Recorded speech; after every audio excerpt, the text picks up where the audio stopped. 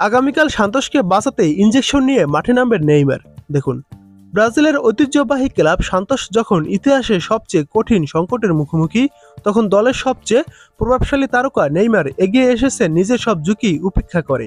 বাম হাঁটুর মেনিসকাসে ছেঁড়া ধরা চোট থাকা সত্ত্বেও তিনি ফের ট্রেনিংয়ে নেমেছেন, যেখানে চিকিৎসকদের পরামর্শ ছিল অবিলম্বে খেলা বন্ধ করে অস্ত্রোপচার করানোর। অবনবন অঞ্চলে পড়ে থাকা সান্তোসের সামনে মৌসুমের শেষ 3 ম্যাচই বাঁচা মরার লড়াই। ক্লাবের ঘরোয়া নায়ক নেইমার তাই যে কোনোভাবে মাঠে নামতে চান, কিন্তু ঝুঁকিটা ভয়াবহ।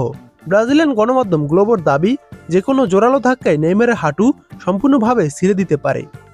ইন্টারন্যাশনালের বিপক্ষে 1-1 গোলে ড্র করে সান্তোস 37 পয়েন্টেই আটকে রয়েছে।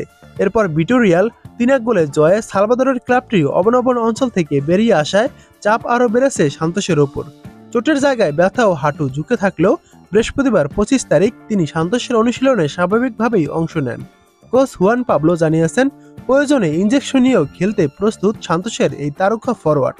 শুক্রবার 28 নভেম্বর রাত 9টা 30 মিনিটে বাংলাদেশ সময় আগামীকাল 29 নভেম্বর সকাল 6টা 30 মিনিটে ভিলা বেলমিরুতে স্পোর্টের বিপক্ষে গুরুত্বপূর্ণ ম্যাচে মাঠে নামছে সান্তোস। নেইমারের উপস্থিতি এই ম্যাচে দলকে এগিয়ে রাখতে গুরুত্বপূর্ণ ভূমিকা রাখতে পারে। চোট নিয়ে মিরাসলের বিপক্ষে খেলেছিলেন নেইমার, এরপর ব্যথা বাড়ায় বাইরে থাকতে হয়, তাই বুধবার আবারও মাঠে নেমেছেন তিনি। যদিও কোনো ধাক্কা লাগতে পারে এমন অনুশীলনে অংশ নেননি তিনি। বা হাঁটুতে ভারী সুরক্ষা ব্যবস্থা নিয়ে দৌড়ঝাঁপ করেছেন নেইমার। চিকিৎসকদের মতে তার এখনই আর্থ্রোস্কোপিক সার্জারি প্রয়োজন, যা করলে অন্তত 1 মাসেরও বেশি মাঠের বাইরে থাকতে হবে।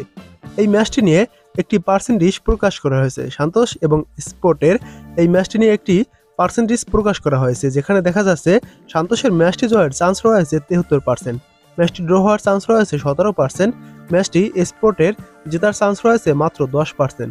এখানেই বোঝা যাচ্ছে সান্তোস অনেকটা এগিয়ে রয়েছে স্পোর্টের বিপক্ষে।